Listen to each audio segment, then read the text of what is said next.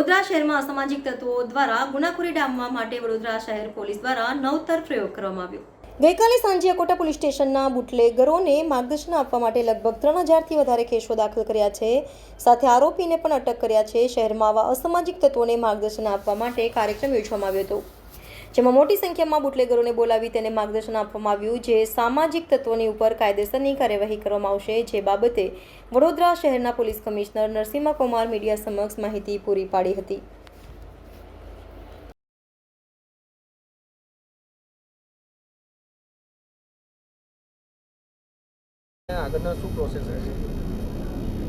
शहर में कायदो और व्यवस्था परिस्थिति ने વધુ સુદૃઢ बनवानी दिशा में शहर पुलिस द्वारा કેટલાક न्यू इनिशिएटिव शुरू કરવામાં આવી છે। આના ભાગરૂપે કેટલાક પ્રકારના ક્રિમિનલ્સ, એન્ટી સોશિયલ એલિમેન્ટ્સ અને સુલેહ શાંતિને ભંગ કરી શકે એવા તત્વો સાથે આપણે કેટલાક પ્રકારની ઇન્ટરવેન્શન, એમના સાથે સંવાદ, એમને સ્પષ્ટ સંદેશ, સાથે સાથે જે કંઈ આપણા ડોમિનેશન, ઇન્ટરવેન્શન અને છેલ્લે આપણે જરૂર પડે એવા કિસ્સામાં આપણે ગુના નોંધીને અટક કરવા સુધીના કાર્યવાહી કરવાનું એક ઝુંબેશ શહેરમાં શરૂ કરી છે।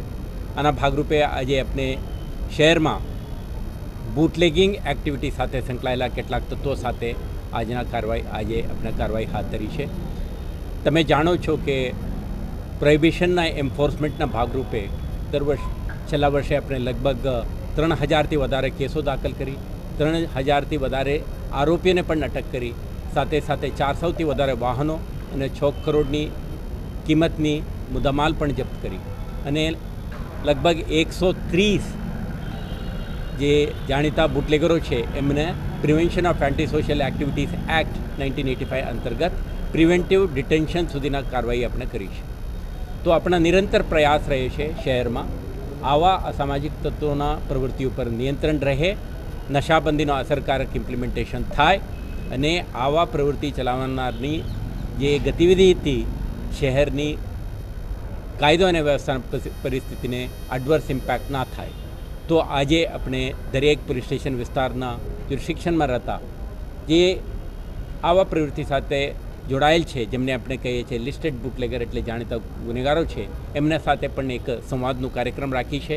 આપણે ઈચ્છીએ છીએ કે સ્પષ્ટ સંદેશ સમજે અને આવા ગુનાખોરીથી દૂર રહે અને મેઇન સ્ટ્રીમ સોસાયટીના સભ્ય તરીકે બનીને કોઈપણ પ્રકારના અસામાજિક પ્રવૃત્તિમાં ઇન્વોલ્વ થયા વગર એક શાંતિપૂર્ણ જીવન જીવે અને be on the right side of law, don't break law અને આપણા પોલીસના કાયદાના સંઘર્ષમાં ના આવે એવા એક પ્રયાસનું આજે શરૂઆત કરી છે।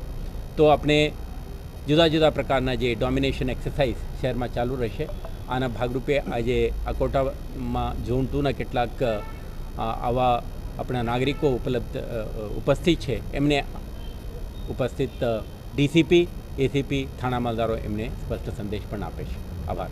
જો કોઈ બુટલેગર મહિલા કે પુરુષને આ પ્રક્રિયામાંથી બહાર આવવું હોય, અસામાજિક તત્વોમાંથી બહાર આવવું હોય, તેમાં પોલીસ કેવી રીતે મદદ કરશે? આપણે કેટલાક સમયથી એક પ્રયાસ આપણે કરીએ છીએ, કમ્યુનિટી પોલીસિંગ સુરક્ષા સેતુ કાર્યક્રમ અંતર્ગત કેટલાકને આપણે એમના જે બુટલેગિંગ એક્ટિવિટીથી બહાર લાવીને એમના મેઇન સ્ટ્રીમ સોસાયટીમાં લાવવા માટે આલ્ટરનેટ લાઇવલીહુડ એક્ટિવિટી શરૂ કરે તે માટે થોડું સ્કિલ ડેવલપમેન્ટ કરવા માટે વગેરેના પ્રયાસો ચાલે છે। આ પ્રયાસ પણ પેરેલલી એક તો પ્રિવેન્ટિવ મેજર્સ, રિગરસ એન્ફોર્સમેન્ટ અને જે મેઇન સ્ટ્રીમ સોસાયટીમાં જોડાઈ જવા માંગે છે એવા તત્વોને આપણે સુરક્ષા સેતુ સોસાયટીના એક્ટિવિટી અંતર્ગત એમના પુનરુત્થાન માટે, એમના સ્કિલ ડેવલપમેન્ટ માટે, આલ્ટરનેટ લાઇવલીહુડ ફેસિલિટેશન માટે આપણે NGO અને પરોક્ષ રીતે પોલીસના હિસ્સા બનીને આપણે ફેસિલિટેટ કરતા હોઈએ છીએ।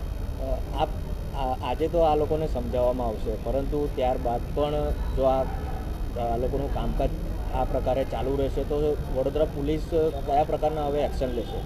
આપણે શરૂઆતમાં જ કીધું, આપણે એફર્ટ રહેશે પ્રિવેન્શન, આવા પરસુએશન, આપણે પરિવર્તનાત્મક પથમાં ચાલે તે માટે અને આપણા ડોમિનેશન, આપણા પોલીસની હાજરી, વિઝિબિલિટી અને એક્સરસાઇઝથી એમને આપણે ડેટર કરીએ છીએ અને છેલ્લે ઇન્ટરવેન્શન। હું સ્પષ્ટ રીતે કહેવા માગું છું, જે તત્વો કાયદાનો ભંગ કરે એવા એલિમેન્ટ વિરુદ્ધમાં કડક કાર્યવાહી પણ થશે અને લીગલ એક્શન લેવામાં આવશે. સર, વડોદરા શહેરમાં કામ વગર જે લોકો ફરે છે બહાર એના વિશે શું કહેશો સર? સૂચના તમે ગઈકાલે જોયું કે કેટલાક આવારા તત્વો, small time criminals, anti social elements કામ વગર શહેરમાં કેટલાક જંકશનોમાં, ગલીઓમાં, જાહેર સ્થળોએ ભેગા થઈને આપણે ન્યુસન્સ એક્ટિવિટી કરે છે. એવા તત્વોના એક્ટિવિટીને પણ આપણે ટોલરેટ નથી કરતા. ગઈકાલે તમે જોયું ડોમિનેશન એક્સરસાઇઝ દરમિયાન આપણે એન્ક્રોચમેન્ટ દૂર કરી, કેટલાક એવા ગેરકાયદેસર પ્રવૃત્તિને બંધ કરાવી, કેટલાક ટપરીઓને લાવીને એમને પૂછપરછ કરી, એન્ટિસિડેન્ટ વેરિફિકેશન કરી અને જે જગ્યાએ જરૂર હતી ડ્રંક એન્ડ ડ્રાઇવિંગના કેસો, પ્રોહિબિશનના કેસો, 135 જીપી એક્ટ મુજબ જાહેરનામાના ભંગના કેસો, વિવિધ પ્રકારના કેસો કરી એમને સબક શીખવાડી છે. તો જે અસામાજિક પ્રવૃત્તિ ચલાવે છે એવા તત્વો વિરુદ્ધના આપણા ઝુંબેશ છે.